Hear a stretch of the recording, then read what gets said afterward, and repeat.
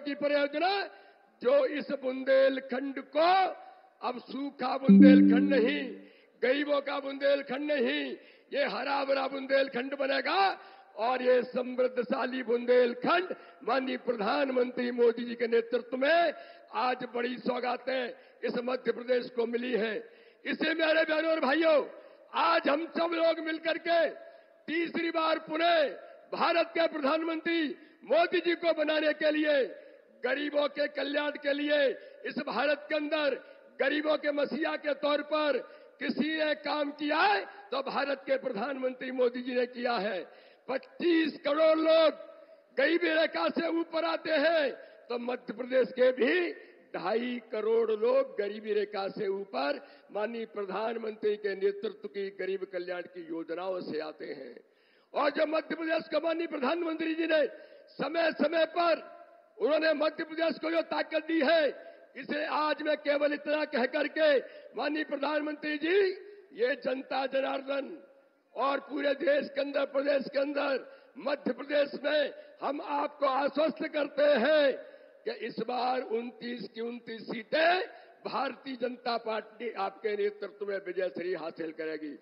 हर booth पर 327 नए मत के संकल्प के साथ दमोह विधानसभा के अंदर भी आपके आशीर्वाद से हम हर बूथ को जीतने का संकल्प पूरा करेंगे। मैं इतना ही कह करके मैं जोरदार तालियों से मैं चाहता हूं माननीय प्रधानमंत्री को दमोह की जनता आमंत्रित करे, वो ये खड़े होकर के तालियों से प्रधानमंत्री जी का अभिनंदन करिए। मैं माननीय प्रधानमंत्री जी से अनुरोध करता हूं, वो जनता जनार्दन को संबोधित करेंगे। माननीय प्रधानमंत्री जी। धन्यवाद आदरणीय अध्यक्ष जी। अब मैं आमंत्रित करना चाहूंगी जिन्हें सुनने के लिए हम सब उत्साहित हैं, हमारे देश के यशस्वी प्रधानमंत्री नरेंद्र मोदी जी। आप सभी तालियों के साथ स्वागत कीजिए।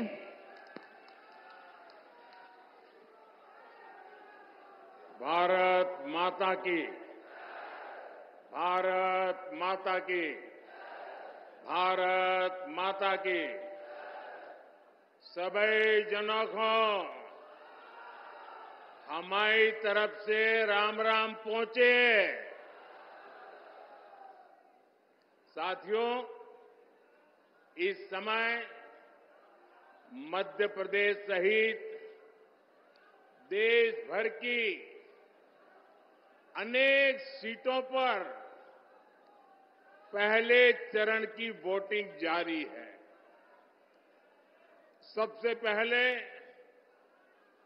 तो मैं यही आग्रह करूंगा कि जिन साथियों ने अब तक वोट नहीं डाला है, वो जरूर अपने कर्तव्य का पालन करें। साथियों, मैं यहां बांदकपुर के जागेश्वर महादेव और कुंडलपुर तीर्थ को श्रद्धापूर्वक प्रणाम करता हूं। मैं स्वतंत्रता सेनानी राजा किशोर सिंह जी और वीर योद्धाओं आल्ला उदल को भी नमन करता हूं। यहां जैन मुनि पूज्य विद्यासागर जी महाराज के चरण पड़े हैं। मैं उन्हें भी श्रद्धापूर्वक स्मरण करता हूं। भाइयों और बहनों, 2024 का ये चुनाव सिर्फ एक सांसद चुनने का चुनाव नहीं है, ये देश का चुनाव है। देश के भविष्य को सुनिश्चित करने का चुनाव है। आपकी आने वाली पीढ़ी के भाग्य को सुनिश्चित करने वाला ये चुनाव है। ये चुनाव आने वाले 5 साल में भारत को दुनिया की बड़ी शक्ति बनाने का चुनाव है। आप देख रहे हैं कि दुनिया में कैसे युद्ध के बादल छाए हैं। जब दुनिया में युद्ध का माहौल हो, घटनाएं घट रही हो, तो भारत में युद्ध स्तर पर काम करने वाली सरकार बहुत जरूरी है। आप मेरी बात से सहमत हैं? आप मेरी बात से सहमत हैं? ऐसे समय मजबूत सरकार होनी चाहिए कि नहीं होनी चाहिए? किसी भी परिस्थिति में भारत की रक्षा करे ऐसी सरकार होनी चाहिए कि नहीं होनी चाहिए? और ये काम पूर्ण बहुमत वाली भाजपा सरकार ही कर सकती है। जरा एसपी जी, वो बच्चा एक बेचारा फोटो लेकर के आया है और लंबे समय से हिला रहा है, उसको कले के उसके पीछे पता लिख देना बेटा, मेरा चिट्ठी आएगी तुझे, तुम अपना नाम पता लिख देना, उस पर अपना नाम पता लिख देना और एक कैमरामैन को दे दो उनको। हाँ, और फिर आराम से बैठो, फिर आराम से बैठो, कब से हाथ ऊपर करके थक जाओगे। बोले भारत माता की, भारत माता की। साथियों, स्थिर सरकार कैसे देश और देशवासियों के हित में काम करती है, ये हमने बीते वर्षों में देखा है। कोरोना का इतना बड़ा संकट आया, पूरी दुनिया में हाहाकार मचा, मजबूत भाजपा सरकार पूरी दुनिया से हर भारतीय को सुरक्षित भारत वापस ले आई। भाजपा ने करोड़ों परिवारों को मुफ्त राशन की सुविधा दी। भाजपा सरकार ने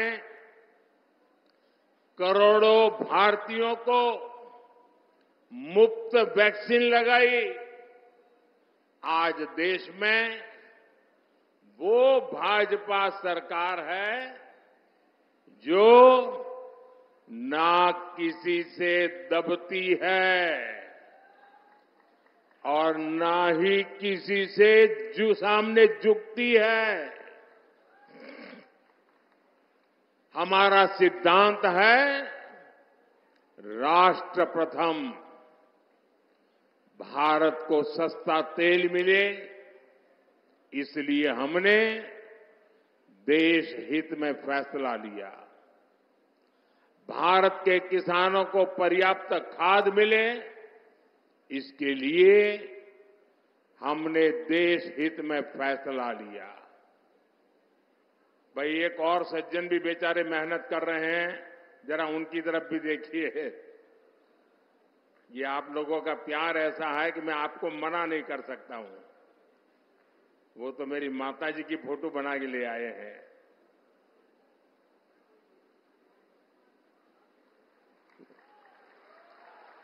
बहुत सुंदर बनाए हैं भाई, बहुत सुंदर बनाए आपने। अपना नाम पता लिख करके दे देना मुझे।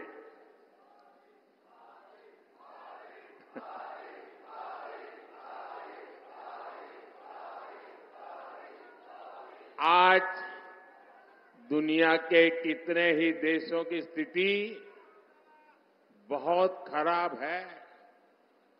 कई देश दिवालिया हो रहे हैं। हमारा एक पड़ोसी जो आतंक का सप्लायर था, वो अब आटे की सप्लाई के लिए तरस रहा है। यहां के मतदाता बड़े समझदार हैं। मैंने तो किसी का नाम नहीं दिया, लेकिन आपको बात पहुंच गई। ऐसे हालातों में हमारा भारत दुनिया में सबसे तेजी से विकसित हो रहा है। मुझे बताइए, आज जो भारत आगे बढ़ रहा है, इससे आपको गर्व हो रहा है कि नहीं हो रहा है? हाथ ऊपर करके सबके सब बताएं, आपको गर्व हो रहा है कि नहीं हो रहा है? आज दुनिया में हिंदुस्तान का डंका बज रहा है, आपको गर्व हो रहा है? आप अमेरिका में भी भारत की वाहवाही हो रही है, आपको गर्व हो रहा है? आज विश्व के हर देश में भारत के जय जयकार हो रहा है, आपको गर्व हो रहा है? ये किसने किया? ये किसने किया? किसने किया? किसने किया? किसने किया? अरे आपका जवाब गलत है। ये मोदी ने नहीं किया। ये जो हुआ है ना, वो आपके एक वोट की ताकत के कारण हुआ है। ये आपने किया है, आपके एक वोट ने करके दिखाया है। आपका ये उत्साह साफ साफ कह रहा है, फिर एक बार आवाज जोर से आनी चाहिए। फिर एक बार, फिर एक बार, फिर एक बार। साथियों, ये धरती शूरवीरों की धरती है, योद्धाओं की धरती है। मैं इस धरती के लोगों को इंडी गठबंधन की सच्चाई बताना चाहता हूं।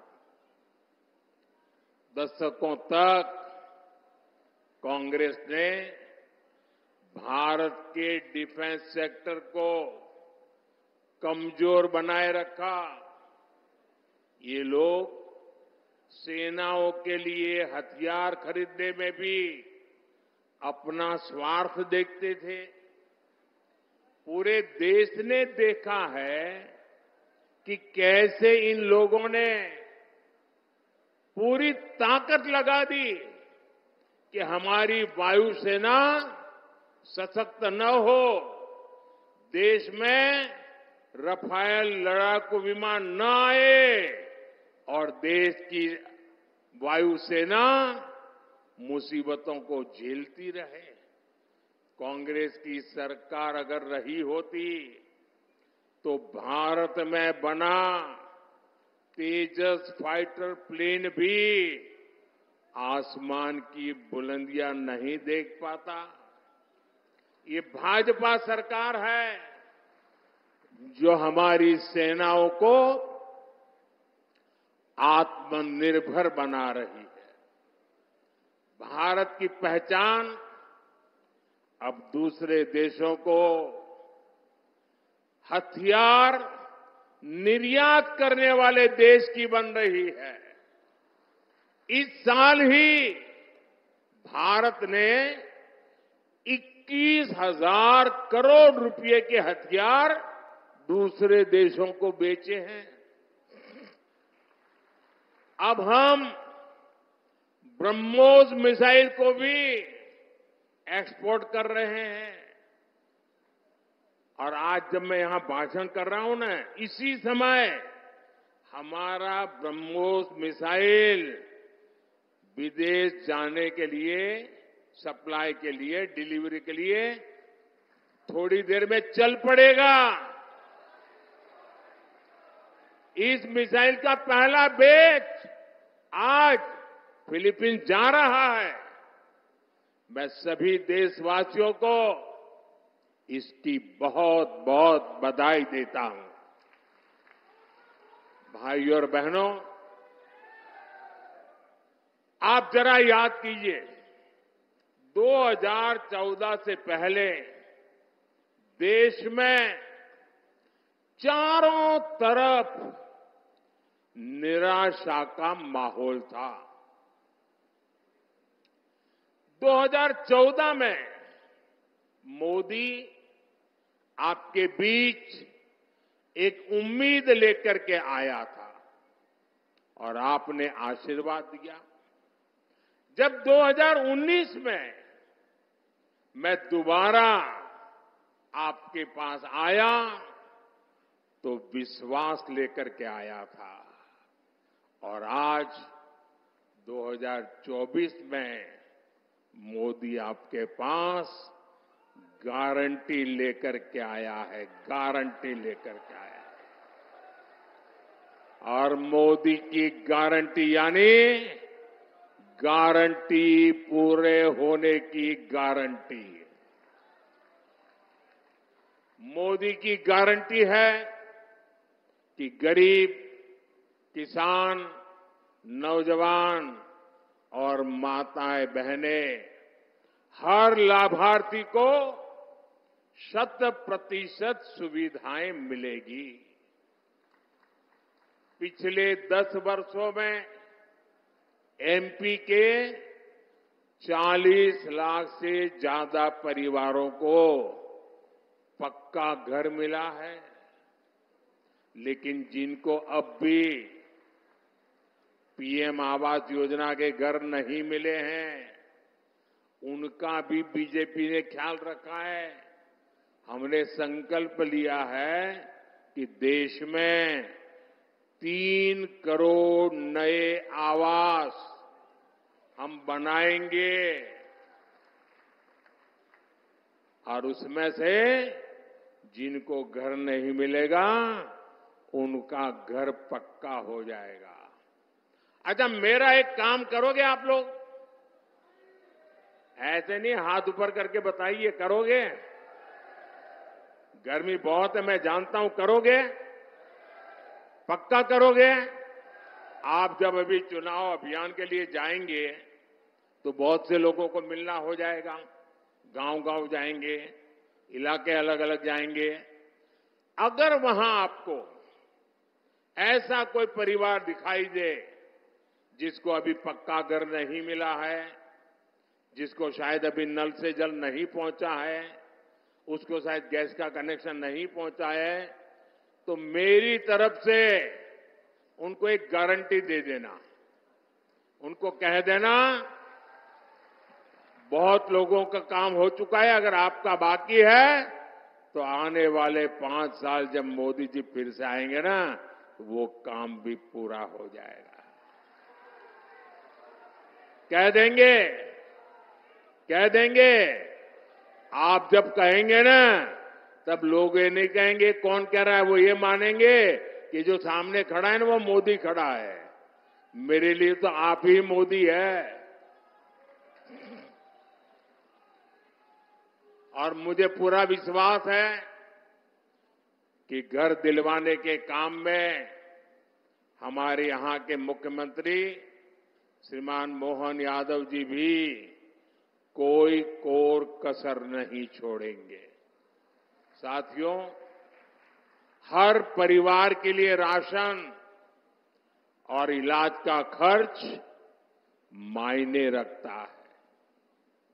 इसी को ध्यान में रखते हुए मोदी ने आने वाले 5 वर्ष तक मुफ्त राशन की सुविधा बढ़ा दी है।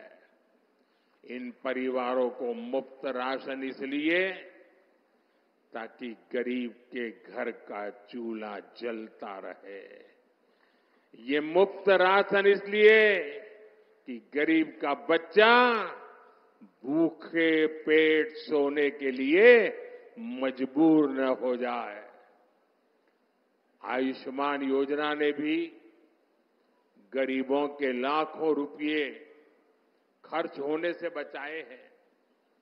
अब मोदी ने गारंटी दी है कि गरीबों के साथ साथ हमारे देश के कोई भी व्यक्ति जो 70 साल से ऊपर का है, मध्यम वर्ग का हो, उच्च मध्यम वर्ग का हो, घर में गाड़ी हो, कुछ भी हो, ऐसे 70 साल की ऊपर के बुजुर्गों को भी ये मोदी की तरफ से मुफ्त इलाज की योजना का लाभ मिलेगा। साथियों, हर घर जल, और हर खेत में पानी, ये भी भाजपा का संकल्प है। बुंदेलखंड में पानी की समस्याओं का समाधान करने के लिए मोदी पूरी ईमानदारी से जुटा है और इस काम में हमारे मुख्यमंत्री मोहन यादव जी और उनकी पूरी टीम प्रतिबद्धता के साथ मेरे साथ जुड़े हुए हैं। पंचम नगर परियोजना से सिंचाई की जरूरतें पूरी हो रही है। हम 45,000 करोड़ रुपए से ज्यादा खर्च करके केन बेतवा लिंक नहर को तेजी से पूरा कर रहे हैं। हर घर जल अभियान के तहत मध्य प्रदेश में करीब 70 लाख घरों तक पाइप से पानी पहुंचाया जा चुका है। साथियों, मोदी की गारंटी मुफ्त बिजली और बिजली से कमाई की भी है। पीएम सूर्यघर मुफ्त बिजली योजना से जो इस योजना का लाभ लेगा उसका बिजली का बिल 0 हो जाएगा, 0। और इसके लिए भाजपा सरकार बहुत मदद दे रही है। भाई और बहनों, जिनके पास गारंटी देने के लिए कुछ नहीं है, उनकी गारंटी मोदी ने ली है। गरीब, दलित, पिछड़े, आदिवासी परिवार के युवा पहले कोई बिजनेस नहीं कर पाते थे क्योंकि उनके पास बैंक को देने के लिए गारंटी नहीं होती थी। ब्याज से पैसे लाएं तो बाल ही न बचे, यह हाल हो जाती थी। मोदी ने मुद्रा योजना के तहत ऐसे युवाओं को लाखों करोड़ रुपए का ऋण उपलब्ध कराया है। अब भाजपा ने अपने मैनिफेस्टो में घोषणा की है कि मुद्रा योजना के तहत मदद को बढ़ाकर अब 20 लाख रुपया कर दी जाएगी।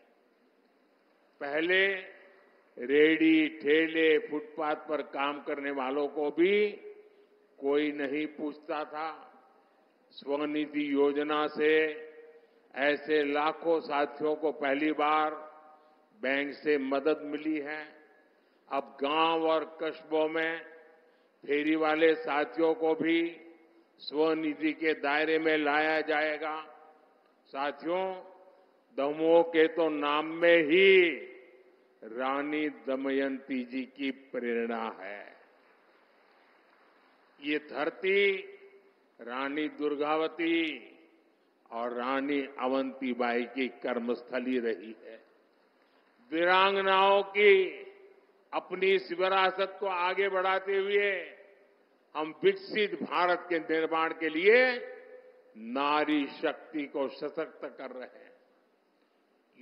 उज्ज्वला योजना की गैस हो, घर घर बने शौचालय हो, घर घर पहुंची बिजली हो, जनधन योजना के बैंक खाते हो, इन सबका सबसे ज्यादा लाभ हमारी माताओं को, बहनों को, बेटियों को ही हुआ है। पहले हमारे देश में महिलाओं के नाम एक भी संपत्ति नहीं होती थी। दुकान खरीदी तो पुरुष के नाम, जमीन खरीदी तो पुरुष के नाम, गाड़ी खरीदी तो पुरुष के नाम। महिलाओं के नाम कोई संपत्ति नहीं होती थी। पहले पति के नाम होती थी और बाद में बेटे के नाम होती थी। महिला के नाम कुछ नहीं होता था। मोदी ने तय किया कि पीएम आवास योजना की वजह से अब करोड़ों बहनों के नाम पहली बार कोई प्रॉपर्टी दर्ज हुई है। माताओं बहनों के नाम संपत्ति आई है। पिछले 10 साल में 10 करोड़ बहनें सहायता समूहों से, वनधन केंद्रों से जुड़ी हैं। अभी तक 1 करोड़ बहनें ऐसी हैं जिनकी वार्षिक आय 1 लाख से अधिक हो चुकी है। अब मोदी ने 3 करोड़ बहनों को लखपति दीदी बनाने की गारंटी दी है। भाई और बहनों, मोदी ये सब कुछ आपके लिए कर रहा है। आप ही मेरे परिवारजन है। मेरा भारत ही मेरा परिवार है और इसलिए जो कुछ भी कर रहा हूं आपके लिए कर रहा हूं। लेकिन परिवारवादी और भ्रष्टाचारी नेताओं को मोदी की गारंटी बेचैन कर रही है। वो कहते हैं कि तीसरी बार भाजपा सरकार बनी तो देश में आग लग जाएगी। इंडी गठबंधन के लोग मोदी को आए दिन धमकियां दे रहे हैं, लेकिन मोदी इन धमकियों से न पहले डरा है और न कभी डर सकता है।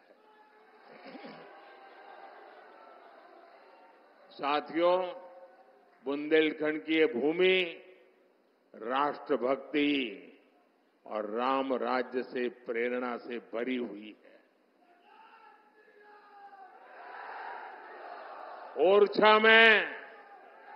ओरछा में हमारे प्रभु राम राजा के रूप में विराजमान है। यही बुंदेलखंड की धरती देख रही है कि कैसे कांग्रेस और इंडी गठबंधन वाले हमारी आस्था का अपमान करने में जुटे हैं। ये लोग कहते हैं कि हमारा सनातन डेंगू है, हमारा सनातन मलेरिया है। आपके आशीर्वाद से अयोध्या में जो राम मंदिर बना है उसके भी ये घोर विरोधी है। ये लोग भगवान श्री राम की पूजा को पाखंड बताते हैं और ये बयान तब दिया जाता है जब अयोध्या में रामनवमी पर राम लला का सूर्य तिलक हो रहा है। यही लोग हैं जो बुलाने के बाद भी अयोध्या में प्रभु राम के मंदिर की प्राण प्रतिष्ठा के कार्यक्रम में नहीं गए। इतना ही नहीं, उन्होंने निमंत्रण को ठुकरा दिया। और ये सारा वोट बैंक पॉलिटिक्स के लिए करते हैं। अब आप सोचिए, आपने नाम सुना होगा, अयोध्या में एक अंसारी परिवार है। 2 पीढ़ी से ये अंसारी परिवार हिंदुओं के खिलाफ अदालत में जंग लड़ रहे थे। बाबरी मस्जिद के पक्ष में जंग लड़ रहे थे। ये इकबाल अंसारी और उनके पिताजी, ये पूरे परिवार कितने ही दशकों से लड़ाई लड़ रहा था। लेकिन जब सुप्रीम कोर्ट ने निर्णय किया कि ये हिंदुओं के पक्ष में जाएगा, तो इतने साल लड़ाई लड़ने के बावजूद भी उन्होंने सुप्रीम कोर्ट के निर्णय का स्वागत किया। जीवन भर लड़ाई लड़े थे। इतना ही नहीं, जिस समय राम मंदिर के शिलान्यास का कार्यक्रम था, तो ये राम मंदिर के जो ट्रस्टी है वो हर एक के गुनाह गलतियां माफ करके सबको प्यार से निमंत्रण दिया। और आपको जानकर खुशी होगी, ये अंसारी जी स्वयं शिलान्यास के कार्यक्रम में मौजूद रहे। जीवन भर लड़ाई लड़े थे, मौजूद रहे। इतना ही नहीं, अभी जब प्राण प्रतिष्ठा का कार्यक्रम था तो ट्रस्टियों ने उनको भी निमंत्रण दिया, जैसे कांग्रेस के नेताओं को दिया था, सपा के नेताओं को दिया था, इंडी गठबंधन वाले सभी नेताओं को दिया था। अंसारी को भी दिया।